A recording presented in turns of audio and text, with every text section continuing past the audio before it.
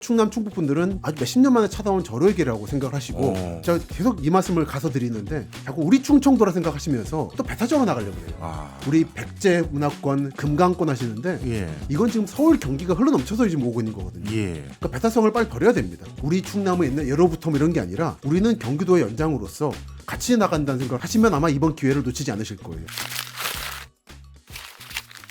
오늘의 플러스, 미래 한국이 주목해야 할 땅에 대해 알아볼까 합니다. 도시문헌학자 김시덕 박사 나왔습니다. 어서 오세요. 안녕하십니까. 네, 박사님. 박사님은 뭐 진짜 어떻게 보면 문헌으로만 보는 게 아니라 이제 도시 문헌학자 이거 떼셔야 돼요. 현장을 직접 보시잖아요. 도시를 문헌으로 읽고 있죠. 문헌으로 읽는다? 그렇죠. 알겠습니다. 그리고 이제 박사님의 견해에 저도 크게 공감했던 옛날에 키워드가 하나 있었는데 대서울. 어떻게 보면 점점 서울이 확대되면서 변화되는 국토의 모습을 대서울이라는 개념으로 참 설명하기 쉽게 해석을 해주셨는데요.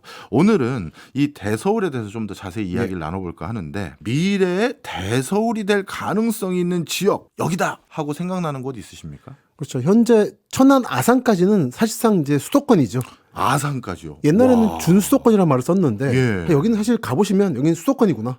평택, 화성, 천안, 아산이구나고. 그 다음이 어떻게 될까가 이제 지금 말씀하신 거라 생각이 돼요. 서산, 당진의 일부, 홍성, 예산의 일부 정도까지. 이야. 제가 기대했던 것보다 훨씬 더 밑에 지역까지 지명을 얘기해 주셔서 놀라운데 이제 이쪽 지역까지 우리가 예전에 준수도권이라고 불리우는 그 경지까지 온 거군요. 이제 지금 질문 주신 것처럼 가능성의 영역이긴 합니다. 이쪽은 서해선이 이제 올해 개통을 시작하고요. 그리고 제2서해안고속도로나 제2서해대교 등 얘기가 계속 나오고 있잖아요. 이런 것들이 어떻게 되냐에 따라서 지금 가능성이 엇갈리긴 한데 대체로는 대서울권의 영향권으로서 최전방으로서 그 바깥의 인구들을 빨아들이는 마지노선이 될 거다. 반대로 여길 넘어가 버리면 좀 안타깝게 돼서 예를 들어 보령 같은 경우는 인구가 10만에서 꺾였습니다. 이게 서해안고속도로 뚫리면서 인구를 빨려버렸어요. 근데 이 빨린 인구가 어디까지 가냐의 문제인데 저는 어쩌면 홍성, 예산, 내포신도시 충남도청이 있는 데죠. 거기까지 머물 수 있다. 그렇게 말씀을 드리고 있는 거죠. 지금 말씀 듣고 보니까요. 지금 언급하신 일련의 지역들이 주목받게 된 게 고속도로라든가 교통망이 구축된 게 중요했나 보죠. 그렇죠. 역시 사람은 교통망으로 움직이죠. 제가 늘 강조하는 겁니다만 어느 지역을 볼 때 서울은 어떻다, 평택은 어떻다 식으로 면으로 보지 말고 경부선을 지나는 평택과 안 지나는 평택은 다른 거다 완전히. 그렇게 교통망으로 봐야 된다. 그런 말씀을 드리는 거고 오늘 얘기도 그 연장선상이라 하겠습니다. 그렇군요.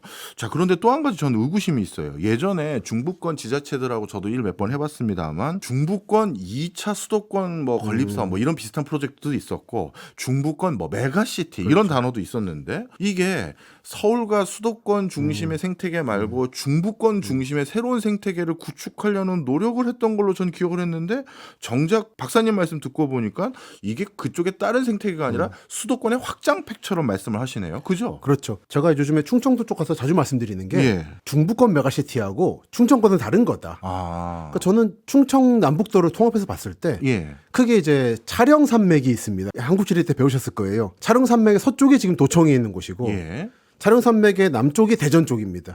둘은 다른 거다. 그래서 차령산맥의 서쪽, 그러니까 바닷가 쪽은 대서울권인 거고 동남쪽, 대전, 세종, 청주 그리고 중부권이니까 아마 전주까지 포함하는 또는 김천, 구미까지 이게 중부권을 이룰 거다. 그러니까 이게 자꾸 도로 한정하지 마시고 교통망을 따라서 도로를 초월한다라고 보시면 이해가 쉬우실 것 같아요. 그렇군요. 그러니까 진짜 딱 이해가 되네요. 교통망을 중심으로 그쪽이 분명 같은 충청권이지만 의외로 그 둘 사이에서는 그렇게 원활하진 않거든요. 사실 서로 지금 한 소 닭보다 다는 게 있고요. 말도 다릅니다. 말도 달라요? 우리가 생각하는 충청도 사투리라는 게 느린데 저기 홍성 쪽에 광천 같은 데 가면 되게 빠르고 거칠어요. 그렇다면 너무 이제 서울이나 충청권만 얘기하긴 하지만 저 남부 지역도 뭐 큰 메가시티 권역이 하나 있지 않습니까? 그렇죠. 저는 그걸 동남권이라 부르죠. 이것도 마찬가지로 부울경 메가시티하고 좀 다른 게 전라남도의 동부 지역 여수, 순천, 광양 이쪽은 아주 훌륭한 공업지대잖아요. 한국 제2의 공업단지. 여기까지 포함해서 움직이는 생태권이 있고 예전에는 박태준 회장이 만든 포항제철과 광양제철 요즘은 이제 신냉전 러시아 우크라이나 전쟁 이후 펼쳐지고 있는 창원, 사천, 진주 순천 고흥까지의 방위벨트까지 만들어지고 있어서 요즘 개별 도시들은 인구 준다는 얘기들이 많은데 그와는 별도로 이쪽 동남권 생태계는 활발하게 성장하고 있다라고 네. 말씀드리고 싶네요. 네. 저도 얼마 전에 이제 뭐 현장 답사 한번 가봤던 곳이 이제 새만금 지역인데요. 그렇죠. 새만금 하면 우리가 대표적으로 이거 미분양으로 국가에서 엄청난 기간 산업으로 간척 사업 해놨는데 계속 비어 있고 그래서 골칫 덩어리다라고 생각했던 곳이 뭐 다는 아닙니다만 일부 지역이 지금 기업들이 넘쳐나고 있고 입주가 지금 계속 이어지고 있더라고요. 그렇죠. 이 간척 사업이 참 국토 이용에 큰 변곡점이 된 경우가 많아요. 그렇죠. 가장 가까운 사례가 바로 인천 아니겠습니까? 예. 국가산업단지가 1, 2, 3단지가 구로에 있는 거고 4, 5, 6단지가 인천에 있잖아요. 그 4, 5, 6단지는 기본적으로는 간척지죠. 네. 원래 주한 염전 한국 최초의 소금 만드는 데가 지금 공장이 돼 있는 거니까 기본적으로 아시겠습니다만 산단 만들 때 기존의 원주민이 살고 있으면 사실 보상 문제 어렵잖아요. 네. 그래서 땅을 새로 만들면 편하거든요. 무주지라서. 그렇죠. 그래서 계속적으로 간척지를 가지고 공장 만든다는 노력이 100년간 이어진 거고 예. 그 최전선이 현재 지금 말씀하신 새만금인데 네. 이제 새만금을 잘 보셔야 되는 게 제가 예. 강조하는 겁니다만 군산 새만금, 김제 새만금, 부안 새만금이 있다. 예. 요즘 이제 새만금 산단으로 뜨는 건 군산 새만금이고 예. 이거 사실은 새만금으로 보기보단 군산 국가산업단지 연장으로 봐야 되는 거다. 아. 그러니까 여기는 군산이 잘 되고 있는 거라 봐야 되는 거지. 네. 여기가 잘 된다고 나머지 김제나 부안 쪽의 새만금까지 모두 호황이고 미래가 반짝인다는 거는 좀 구분해서 보시라. 네. 역시나 마찬가지입니다. 이제 면으로 보지 마시고 쪼개 보시고 교통망으로 보시라는 말씀인 거죠. 아, 그랬군요. 어쩐지 새만금 전 지역이 아니라 일부 지역이 좀 뭔가 활성화됐는데 그걸 가만히 보니까 군산의 확장으로 이해하는 게 훨씬 더 편하군요. 그래서 군산분들은 억울함도 있으시다고 하더라고요. 예. 그러니까 군산이 하고 있는 건데 자꾸 왜 그걸 새만금으로 해서 새만금으로 하냐. 군산색을 지우냐. 안타까움을 말씀하시더라고요. 그렇군요. 근데 이 얘기를 제가 왜 드렸냐 하면요. 전국적으로 뭐 산단들 중에서 또는 공장을 지을 수 있는 부지들 중에서 아직도 많이 빈 곳도 많거든요. 그렇죠. 그런데 유달리 요즘 이 군산 쪽에 있는 새만금 지역이 굉장히 활발하더라고요. 그렇죠. 다른 데도 많은데 특히 이쪽뿐만 아니라 앞서 말씀 주셨던 아산 지역이라든가 이 서해안권이라고 제가 말씀드리겠습니다. 이 서해안권이 특히 기업들의 관심이 많은 것 같은데 왜 그런가요? 역시 서울 접근성이 편해진 거 아니겠습니까? 그 결정적으로 서해안 고속도로죠. 네. 그러니까 그 하나가 이 지역 전체에 어마어마한 인구 변동을 일으켰습니다. 예. 말씀드린 것처럼 보령은 인구가 빠져버렸고 예. 서산 당진은 가보시면 아시겠지만 나날이 아파트가 올라가고 있고 맞아요. 그래서 꼭 새만금만 볼 게 아니라 저는 이제 비교하면 좋겠는 게 당진의 성문산단이라고 여기도 간척지인데 한동안 상당히 미분양이었어요. 거기 호서대학교가 들어가서 산업 협력한다고 했다가 공장이 안 들어오고 해가지고 아주 고생했다는 얘기를 들었는데 드디어 이제 완판 단계까지 들어갔다고. 그러니까 새만금도 물이 흘러넘치면서 거기까지 간 거죠, 혜택이. 예. 근데 군산도 기억하시겠지만 몇 년 전에 심각했잖아요. 그게 이제 풀리고 있는 건데 다시 좋은 상황으로. 이거는 새만금이 특유한 게 아니라 인천부터 이어지고 있는 서해안권이 전체적으로 좀 상황이 나아지고 있는 것이다. 근데 이거는 달리 보면은 좀 안타까운 거긴 한데 다른 지역으로 갈 공장들이 이쪽으로 몰리고 있는 거다. 아. 지금 서해안고속도로 따라 서울 접근성을 보면 오는 거라서 네. 사실 다른 지역 분들은 좀 안타까운 상황이긴 합니다. 네. 진짜 보니까 거기에서 활동할 예정인 기업 또 활동하고 있는 기업들을 보니 부울경에서 좀 올라온 기업들도 좀 보이는 그렇죠. 것 같고요. 다른 지역에서 거점으로 활동하고 있었었는데 여기에서 저 회사 로고랑 상호를 보게 되네 하는 기업들이 많았는데 그만큼 요즘 기업들이 입지를 결정하는 데 있어서 서울과 수도권의 접근 가능성을 많이 보는 겁니까? 원래 더 잘해야겠지만 원래 그런 게 있었고 그동안 수도권 공장 규제 때문에 사실 좀 충남권이 혜택 본 게 있었죠. 예. 근데 이번에 경기남부 반도체 클러스터 발표되면서 사실 그 규제가 깨진 건데 예. 그럼에도 불구하고 역시 경기도에 못 들어간 경우는 이 지역을 혜택한다. 그래서 서해안고속도로가 크다고 봅니다. 네. 그리고 꼭 이제 이 바닷가 쪽이 아니라 청주도 마찬가지인데요. 예. 요즘 청주랑 포항이 또 갈등이잖아요. 에코프로 가지고. 아, 예, 예. 그래서 에코프로가 지금 바로 2, 3일 전 기사인데 이번 달까지 오창에 R&D 센터를 만들고 싶은데 토지 보상 문제가 안 풀려가지고 안 되면 이거 엎을 거다. 그랬더니 포항 측이 지금 신나신 것 같더라고요. 다시 돌아오라고. 네. 근데 그런 식으로 상황 옛날에는 서울 경기권과 나머지 지역 갈등이었다면 지금은 서울과 인접한 제가 말하는 대서울권인 지역과 나머지 지역의 갈등으로 이 대립이 확대되고 있다. 네. 볼 수 있을 것 같습니다. 그렇다면 이 대서울권이라고 말씀 주셨던 지역들, 특히 이제 서해안 연안을 기반으로 한 곳들은 앞으로도 국가가 적극적으로 이쪽 지역을 육성하기 위해서 뭐 개발 계획이라든가 이런 게 좀 많이 있을 것 같은데 좀 아시는 거 있으면 소개 좀 해주세요. 그러니까 국가 차원에서는 사실 좀 하기 어려운 게 균형 발전을 해야 되지 않습니까? 아, 예. 그래서 우리 반도체 클러스터 발표했을 때 사실 전국에 열 몇 개를 뿌렸잖아요. 네. 근데 그 많은 경우 사실은 좀 미래가 불투명한데 사실 경기도에 공장 만들고 싶었던 건데 그러니까 그렇기 때문에 국가 차원에서는 너무 눈에 띄게 움직임을 못 보이는 것 같더라고요. 이건 약간 아래 단계 그러니까 도 차원에서 네. 하고 있는 움직임들이 보이죠. 네. 그러니까 경기도하고 충남이 함께하고 있는 베이밸리 프로젝트라든지 네. 또는 충북이 경기도와 하고 있는 뭐 수도권 내륙선이라든지 그 연성 개발 계획 등 그러니까 그런 식으로 도 차원에서 움직임들을 주목하시는 게 좋을 것 같아요. 아, 그렇군요. 하긴 그렇겠네요. 국가 입장에서는 특정 도에서 예. 또는 특정 지역에 너무 많은 힘을 실어주면 그렇습니다. 그게 또 원성의 대상이 될 수 있으니 한 발 뒤로 물러나고 맞습니다. 오히려 기업들의 수요가 확인된 도나 지자체 입장에서 적극성을 띄는 맞습니다. 거군요. 그럼에도 불구하고 이쪽 지역이 특히 기업들 입장에서 선호도를 보일 수 있게 된 가장 큰 맥락은 앞서서 말씀 주신 것처럼 도로나 또 심지어 요즘은 지하철까지도 근접성이 있기 때문인 거잖아요. 그렇죠. 그건 국가가 뭔가 큰 복심이 있었던 거 아닌가 이런 생각도 드는데. 근데 전 그건 좀 안 읽히는 게 네. 만약에 국가가 여기를 띄우려고 했다면 예. 성문산단 인철도라고 있잖아요. 네. 당진 서해선 뚫리고 열차가 네. 여기서 갈라져서 당진 성문산단까지 가는 철도를 겨우겨우 화물만 뚫어줬거든요. 그리고 거기서 더 연장해서 서산의 대산산단, 그 석유화학단지까지 예. 가는 건 불허했어요. 예. 정말 국가가 복심이 있었으면 거기까지 허가해줬어야죠. 전 늘 강조하는데 요즘에 서울 지역 철도 지하화하는데 100조가 든다는데 네. 그 100분의 1이면 철도 뚫거든요 여기. 그걸 안 해주는 거는 국가는 생각이 다른 데 있다라고 네. 보인다는 거죠. 아, 그렇군요. 자연스럽게 한 가지 더 이쪽 지역에 대해서 여쭤보고 싶은 게요. 이제 이쪽 지역에 들어서는 기업들과 산업은 우리가 기존의 기업이 아닌 미래 산업이 될 텐데요. 이 미래 산업이 서해안선을 기반으로 해서 입지를 조금씩 확장해 가고 있는 이 모습, 이게 나름대로 시너지를 낼 수 있다고 기대하십니까? 예, 역시 교통 접근성이 좋아지니까요. 네. 특히 현대 같은 경우가 음모론은 아닙니다만 큰 계획 같은 게 예. 옛날에 천수만 간척지 사업이 있었잖아요. 예. 방조제 AB 방조제 해가지고 유조선 해서 만들었잖아요. 그리고는 만든 땅들을 현대가 가지고 있었는데 한때는 서산에 우주항공까지 하려다가 IF 때 좌절돼가지고 동남권 내려간 거고 예. 그렇게 가지고 있는 땅들이 드디어 접근성이 획기적으로 제고가 된 거죠. 그러면서 앞으로 특히 저는 현대 쪽이 이 지역에서 뭘 할 것인가가 주목이 돼요. 네. 이미 당진 현대제철이 있는 거고 서산과 태안의 간척지를 다 가지고 있고 네. 현대 농장 같은 거 네.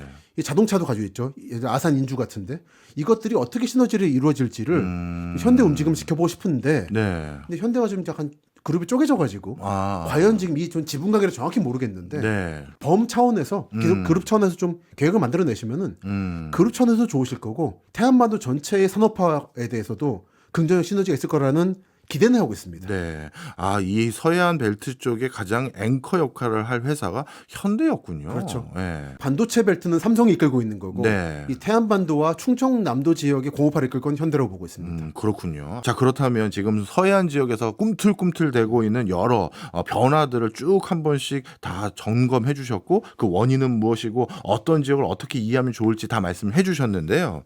사실 우리 박사님은 여기만 간 게 아니라 전국 곳곳 다 가보셨잖아요. 전국 곳곳의 분위기와 또 이쪽 서해안 벨트의 수혜지라고 하겠습니다. 이 수혜지에 해당되는 곳에 살고 있는 분들 분위기가 좀 많이 다른가요? 많이 다르죠. 그러니까 저는 충청남도가 특히 좀 약간 지금 틈새 시장을 잡았다고 생각하는 게 네. 삼남 지역이라고 하죠. 흔히 충청, 호남, 영남, 네. 삼남이라고 하는데 그중에 영호남 분들은 여전히 서울 경기 집중이라는 말씀을 하세요. 예. 근데 지금 우리 지금 말씀 나눈 것처럼 충청남도가 혜택을 많이 보고 있잖아요. 충북하고. 네.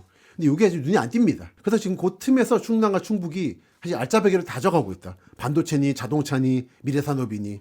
그래서 이런 부분에서 좀 다른 지역 분들은 조금 더 지금 타겟을 다시 점검하셔야 되고 서울만 욕한다고 되는 게 아닙니다. 네. 서울 인구도 빠지고 있잖아요. 네. 그리고 충남 충북 분들은 지금이 아주 몇십 년 만에 찾아온 절호의기라고 생각을 하시고 좀 더 공격적이고 예. 합리적으로 정책을 만드시면 좋을 거다. 예. 약간 보고 있으면은 제가 계속 이 말씀을 가서 드리는데 자꾸 우리 충청도라 생각하시면서 약간 자꾸 또 배타적으로 나가려고 그래요. 아. 우리 백제 문화권, 금강권 하시는데 예. 이건 지금 서울 경기가 흘러넘쳐서 지금 오고 있는 거거든요. 예. 그러니까 배타성을 빨리 버려야 됩니다.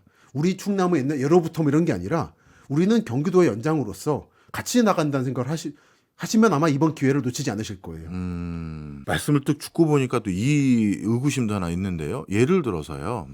이 예전에 우리나라가 고도 성장할 때는 한쪽 지역이 잘 나가는 게 다른 지역 걸 뺏어오는 게 아니라 저쪽 지역도 저쪽 지역 나름대로 뭔가 꿈틀대고 이쪽 지역은 더 잘 꿈틀대고 이런 형국이었는데 지금 이 서해안권에서 이 꿈틀꿈틀 대는 건 타 지역에서 이주해 오거나 타 지역에서 전개됐을 법한 사업이 이쪽에서 다 가져가서 전개되는 것인지 아니면 다른 데도 괜찮은데 여긴 더 꿈틀대는 건지 어느 건가요? 예를 들어 이제 수소 산업하고 예. 2차 전지를 보면 명확하겠습니다만 사실 다른 지역 다 경쟁하고 있는데 이쪽에 더 몰리는 게 있는 거죠. 여기 서울 접근성이 있어서. 네. 그리고 LG 디스플레이 파주 원룸 공장은 원래 구미가 그러다가 이제 서해안 쪽으로 온 거고. 예. 그렇기 때문에 저는 현재는 약간 지금 제로섬 싸움에 가까운 상황이다. 네. 그리고 현재 미래 산업이 명확하지 않기 때문에 현재 2차 전지나 수소 산업은 다 한다고 하고 있는데 네. 광양도 하려고 그러고 포항도 하고 그렇고 예. 역시 만약에 이게 정말로 구체화 된다면은 역시 서해안 쪽으로 몰리지 않을까 점점 그 예상은 하고 있습니다. 네. 다른 지역 광양이나 울산 쪽은 거기에 대한 경계심에서 빨리 지금 기선 제압을 하려고 움직이시는데 좀 싸움이 쉽진 않아 보여요. 아, 그렇군요. 예전에는요, 이렇게 기업들, 큰 기업들 온다고 하면 지자체에서 너무들 좋아했고, 물론 지금도 좋아하긴 합니다만, 근데 예전에는 이 큰 기업이 오면 그것 때문에 많은 사람들이 일로 이주하고 일자리 많이 생기니까요. 그리고 또 근처에서 회식하고 뭐 하고 하다 보니까 경제적 파급 효과도 크고 그랬는데, 요즘은 제조 현장에 공장 가보면요, 축구장 한 10개 되는 규모의 근로자는 한 20명 있고 막 그래요. 그렇죠. 그러면 이쪽도 지금 미래 산업에 대해서 방점 찍은 곳인데 혹여나 다 서해안 벨트가 다 개발 끝나고 났더니 사람 별로 없고 로봇만 잔뜩 있고 데이터 센터처럼 아예 뭐 들어오지도 못하게 막으면 이게 지역 발전에 도움되는 건지 이런 의구심도 가진 분들 계실 텐데 현장에서 느끼는 분위기는 어떠셨어요? 정확하십니다. 두 가지인데 네. 하나는 서해안 벨트가 다 개발될 것인가. 저는 사실은 군산에서 끝난다고 보고 있고 네. 그 남쪽에 고창이라든지 이런 데까지 갈 것 같지는 않고요. 네. 그리고 데이터 센터 말씀 잘해 주셨는데 정말 사실 노동 창출 효과가 없잖아요. 별로 네. 노동 효과가. 근데 전남 예를 들어 해남의 솔라시도 시티 같은데 예. 패널을 깔고 데이터 센터 오라고 하시는데 예. 그랬을 때 인력 창출 효과가 20명 날까요? 그 전체가. 아, 그렇죠. 그래서 정말 그거는 세수를 노리는 정말 뭐랄까요? 사실 좀 마음이 너무 아픈 상황입니다. 그거라도 와달라는 겁니다만 너무 크게 파급 효과를 기대하시진 마시라라는. 그 제가 딴 데서 박 선생님하고 말씀 나눈 적이 있었는데 지난 여름까지 전국을 휩쓸었던 게 양수발전소 유치 운동이었거든요. 아, 저 기억납니다. 예. 사실 양수발전소가 거대한 배터리 같은 건데 자연을 네, 이용하는 네. 그걸 통해서 인구 감소를 막겠다는 식의 플랜카드를 너무 많이 봤어요. 저도 공화. 그게 이해가 안 갔어요. 이해가 네. 그게 그런 게 아니잖아요. 네, 그런 게 아닌데. 댐 만들었다고 인구 창출이 되는 게 아닌데 예. 그만큼 절박하다라는 중에 아우성 같은 느낌이 받아서 아. 너무 마음이 아파요. 그렇군요. 어찌 보면 지금 박사님께서 말씀해 주셨던 내용은 이 미래 산업을 어떤 지역에서 유치했었을 때 그것으로 인해 우리가 기대할 수 있는 파장이라는 건 예전과 똑같은 모습은 아니고 그렇죠. 물론 세수의 어떤 기여를 해줄 수 있는 부분이라든가 뭔가 기여하는 게 있긴 있지만 옛날 모습은 기여하기는 어렵다라는 말씀을 주셨네요. 자, 그렇다면 이 현장에 많은 어떤 지역 주민들 입장에선 우리 지자체 예산으로 기반 조성하고 또 기업 유치한다고 보조금도 일부 줘가져 가면서 또는 세제 혜택도 줘가면서 이런 기업 다 유치했는데 그것으로 예전처럼 머릿속에 기대했던 그 효과가 없다면 이걸 하는 게 좋을지 말지 그것도 고민이겠는데요. 박 선생님이야말로 산단 전문가시니까 더 잘 아시겠지만 지방 산단 만들어 놓고는 결국 뭐 유통이나 이런 업체만 들어오다 보니까 예. 텅 비어 있고 예. 너무 많잖아요. 그렇게 해서 돈을 쓸 바에는 차라리 기존에 잘 돌아가고 있는 구산단, 네. 갑자기 이제 반호라고 창원이 떠오르는데 이런데 리모델링이라든지 그런데 돈을 써주는 게 오히려 낫지 않은가. 그리고 행정이 자꾸 공장을 막는 경향이 있는 게 바로 예. 최근의 일이었는데 예. 보령에서 일어난 일이에요. 어느 업체 하나를 자꾸 지금 행정적으로 뒷받침 안 해줘가지고 대전을 옮기겠다고. 예. 사실 보령 같은 데는 인구 신반이 꺾였기 때문에 예. 기업 하나라도 유치를 해야 되는데 오히려 행정에서 너무 옛날 관성적으로 하다 보니까 기업이 도저히 못 해먹겠다고 소송 들어가고 아이고. 대도시 광역시는 대전으로 가버리겠다고 해가지고 시장님이 뒤늦게 이제 붙잡으려고 그러시는 안타까운 상황이 벌어지고 있어요. 그러니까 행정이 특히 이제 시민들이 하셔야 될 일은 행정으로 하여금 기업들 잘 돌아가고 있는 거 방해만이라도 안 하도록 해달라. 네. 근데 보면 삼남 지역 가면 특히 좀 답답한 느낌이 있습니다. 정치인들 행정 쪽이 좀 그런 부분에서 좀 더 융통성을 발휘할 수 있도록 시민들이 압력을 해야 된다. 네. 근데 그 정도까지만 하셔도 사실은 저는 대단한 일이라 생각하고 있습니다. 알겠습니다. 이번에는 조금 더 사람들 많이 사는 동네인 수도권 좀 여쭤보도록 하겠습니다. 화성하면 떠올리는 게 요즘 화성이 아니라 이제 동탄 신도시인 것 같아요. 동탄은 어떻습니까? 동탄은 뭐 요즘 잘 나가고 있고요. 예. 그 어렵다는 고속도로 지하화도 일부 이뤄냈고 뭐 꿈틀꿈틀하죠.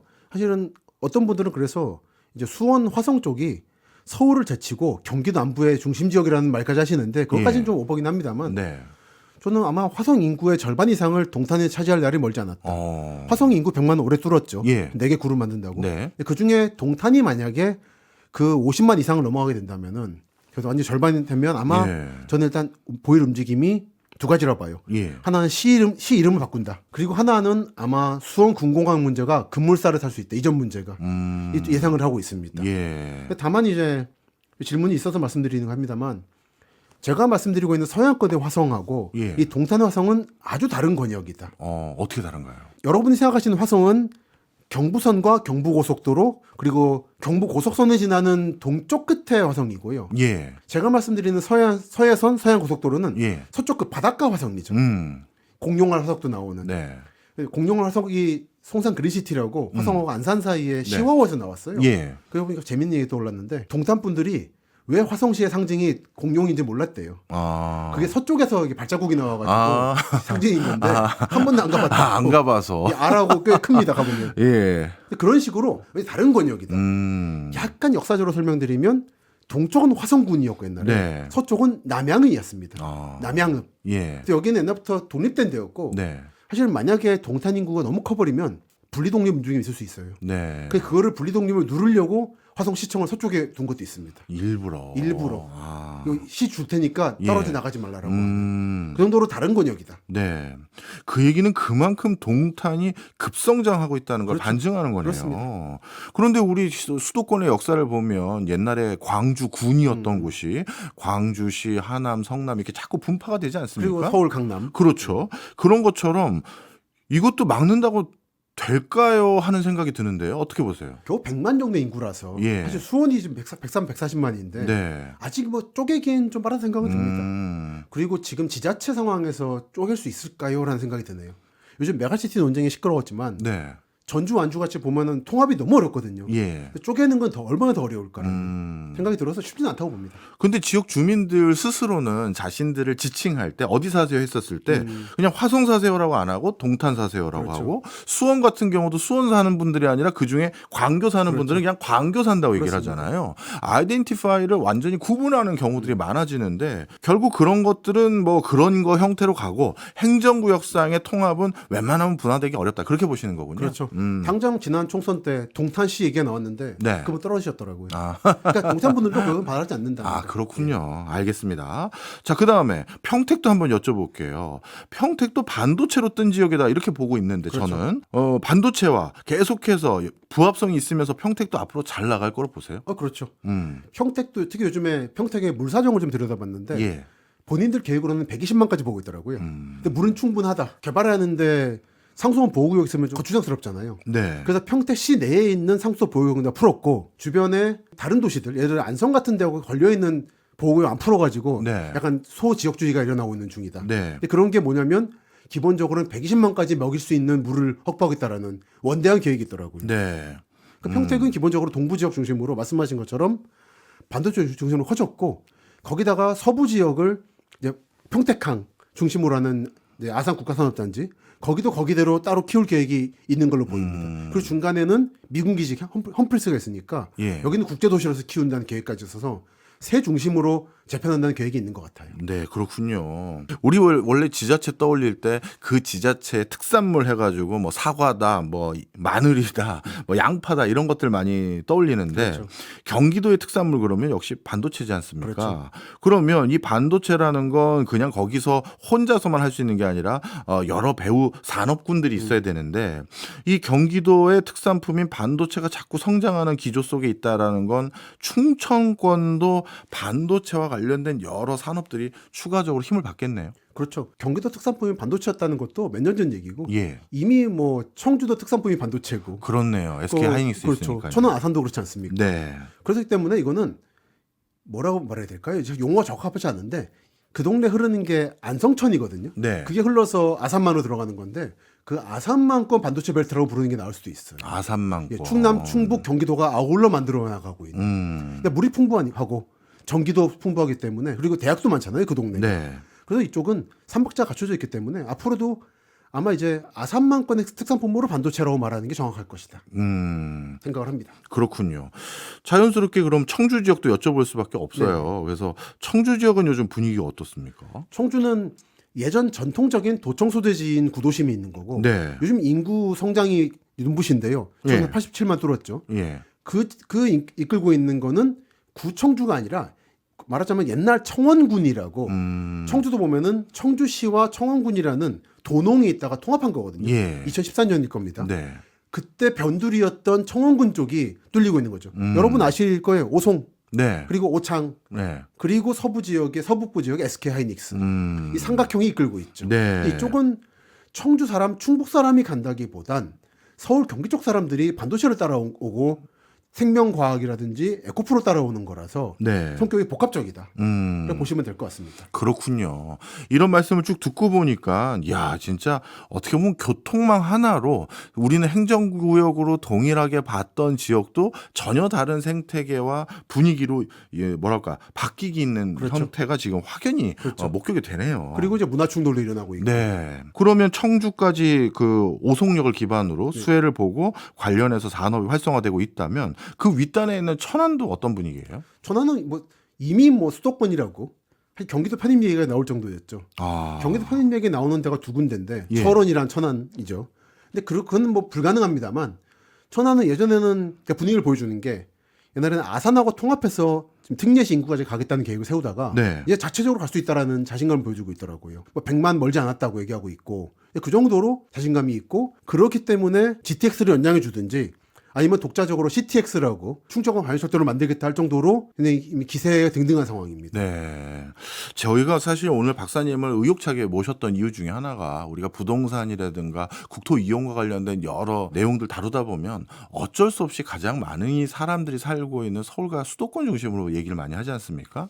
그러다 보니까 각 지역에 있는 여러 가지 거주민들의 지금 변화가 어떻게 되는지 다들 궁금하시니까 제일 현장을 많이 가보시고 연구도 많이 하신 박사님 모시고 지금 지역별로 하나씩 훑고 있긴 한데 말씀 듣고 보니까 그 과정에서 또 안타까움이 있는 게 방금 말씀 주셨던 천안 아산역만 하더라도요.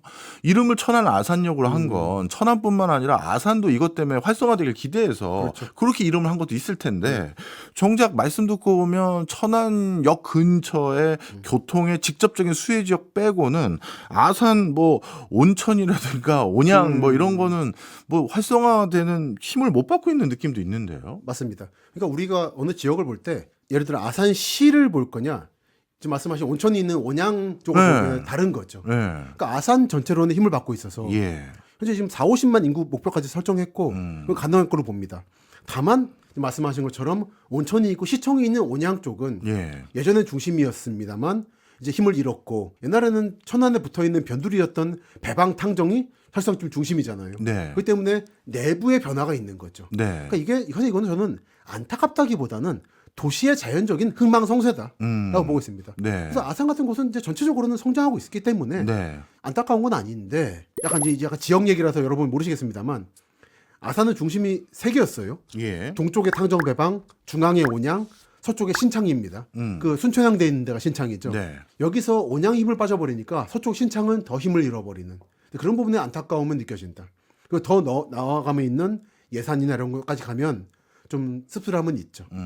씁쓸한데 어떻게 할 수 있는 게 있느냐 하면은 사실은 뾰족한 수는 없다라는 게 솔직한 마음이고 네. 이거를 무리해서 하려고 하면 오히려 탈이 난다는 게 예를 들어 지난 10년간 도시 재생 사업이라고 하는 것이 어떤 결말을 맞이했냐를 보면 알 수 있죠. 있는 거죠. 네. 박사님 말씀 듣고 보니까 또 머리가 아파지는 부분이 하나 있는 게요. 우리는 그동안 지역의 사정을 지방 소멸이라는 단어로 통칭해서 설명을 했는데 오히려 어떤 지역은 인구가 늘고 있단 말이에요. 아까 화성도 목표가 이제 100만 넘었고 140만 근처까지 가보려는 그렇죠. 목표를 가지고 있다고 용인도 말씀 좀 주셨고, 그렇고 있고. 용인도 그렇고요. 그리고 천안 아산 지역만 지금 또 말씀 주신 것만 하더라도 온양 쪽은 좀 수혜를 네. 못 받고 있죠. 있지만 천안 아산은 굉장히 활성화되고 그렇죠. 있다 쭉 말씀 주셨어요.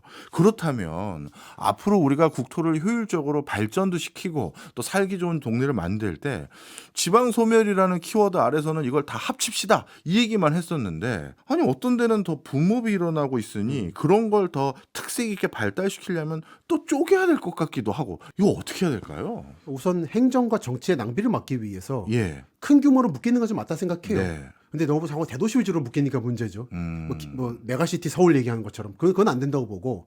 근데 예를 들어 작은 지역들은 묶어야 되는 건 맞습니다. 네. 다만 그렇다고 해서 모든 그 통합된 지역의 모든 읍면까지 다 골고루 발전할 거라는 희망은 좀 안타깝지만 버리시는 게 어떻겠는가. 네. 대부분 도시는 도농 복합이잖아요. 예.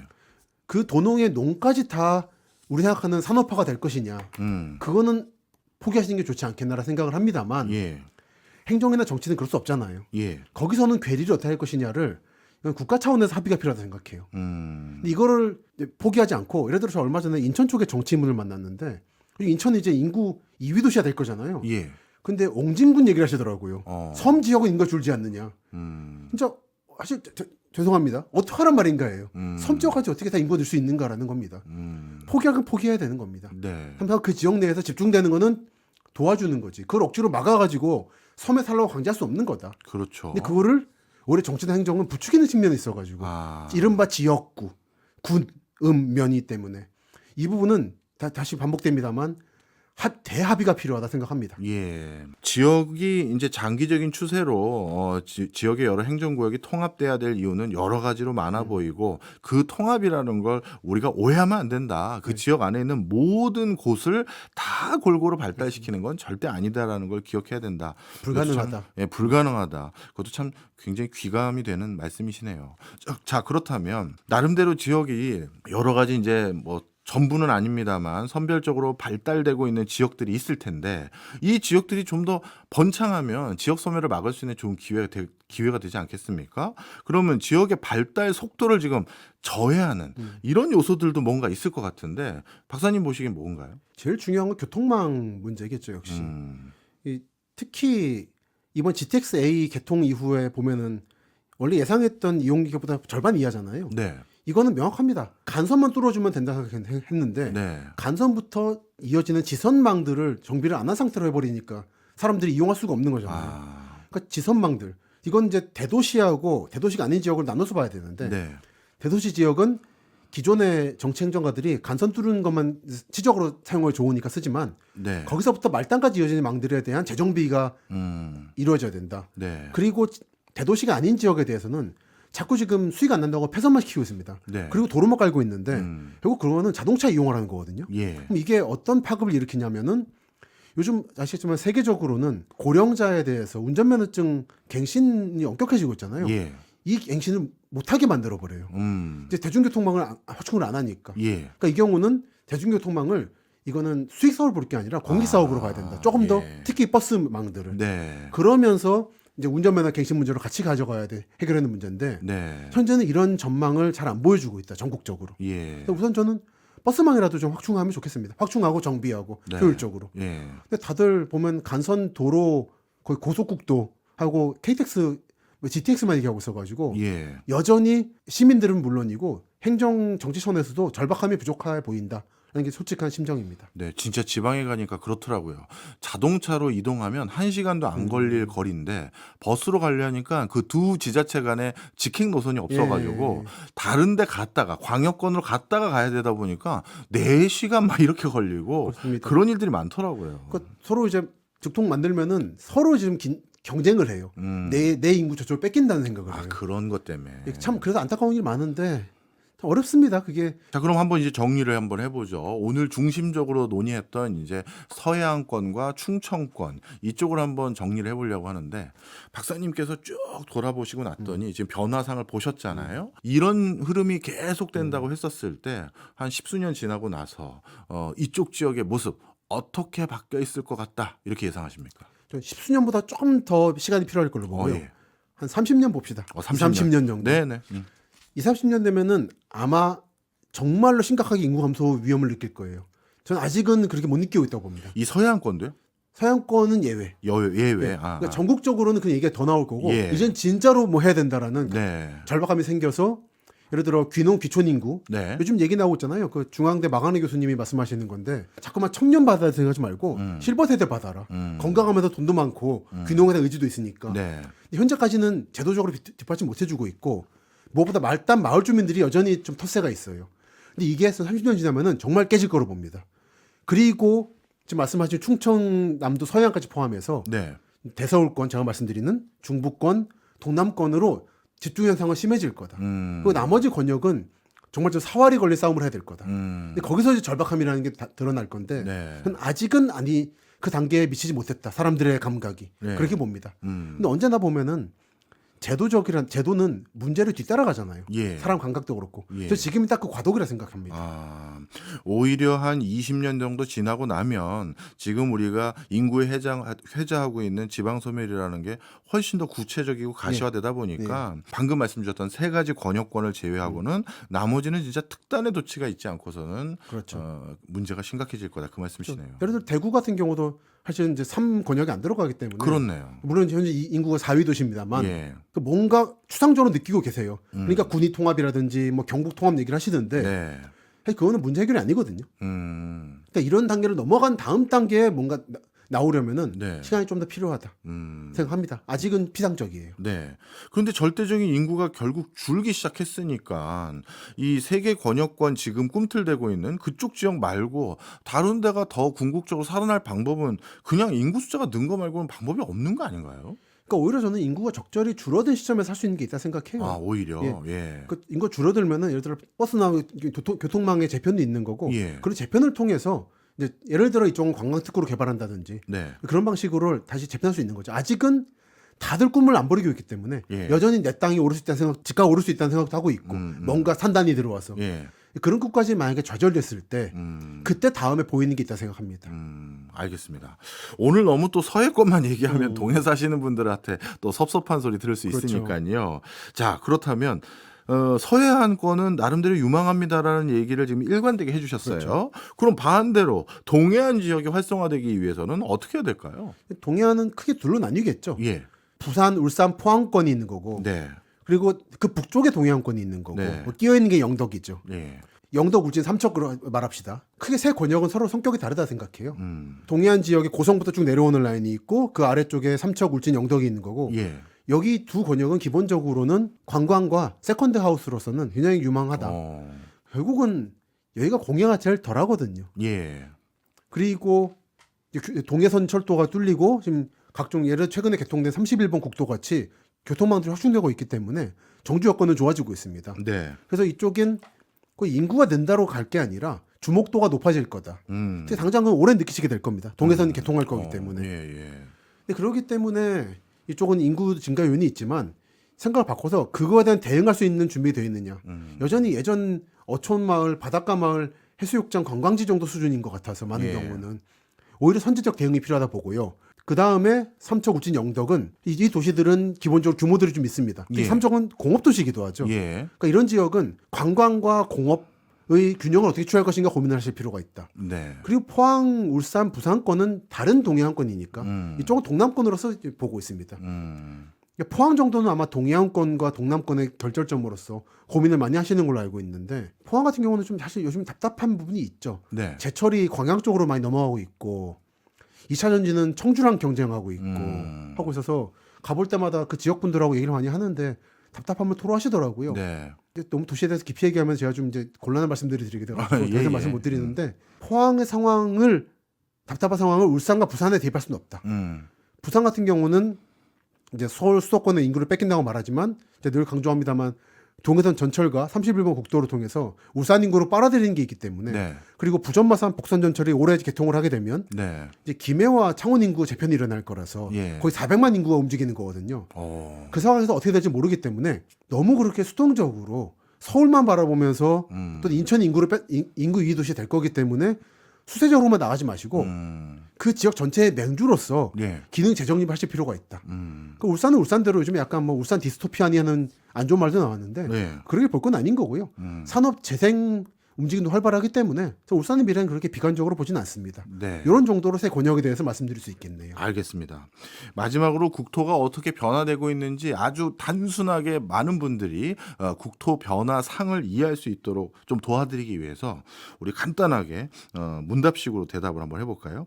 2차 전지, 전기자동차, 반도체 지금 가장 핫한 산업군이니까요. 이 각각의 산업군의 가장 대명사로 지금 머릿속에 떠오르는 도시들 2개씩만 여쭤보도록 하겠습니다. 먼저 2차 전지하면 어느 도시 2군데가 떠오르세요? 2군데 안타까운데 3군데로 하죠. 예. 오송, 광양, 포항. 오송, 광양, 포항. 이야, 알겠습니다. 네. 그다음에 전기 자동차는 어디가 꼽으세요? 전기자동차는 사실 모든 기업 다 하고 있어가지고 네, 지금 떠오르는 거는 화성하고 화성, 아산. 아산. 역시 현대. 그렇죠, 현대죠. 그렇네요. 그다음에 반도체 하면 제일 먼저 떠오르는 지자체? 화성 평택. 화성 평택. 네. 용인이 아니네요. 용인보다는 아직은 화성 평택이지 화성 않을까. 평택이. 예. 근데 용인 안성은 이제 미래로서. 미래로서. 알겠습니다. 나름대로 이렇게 좀 저희가 국토 전반적으로 어떤 변화가 있는지 한번 짚어보기 위해서 사람을 찾았는데 역시 우리 김시덕 박사님밖에 없더라고요. 현장에 가보지 않고서는 전달할 수 없는 얘기들, 오늘 주옥 같은 말씀들 너무 감사합니다. 지금까지 도시문헌학자 김시덕 박사였습니다. 고맙습니다. 감사합니다.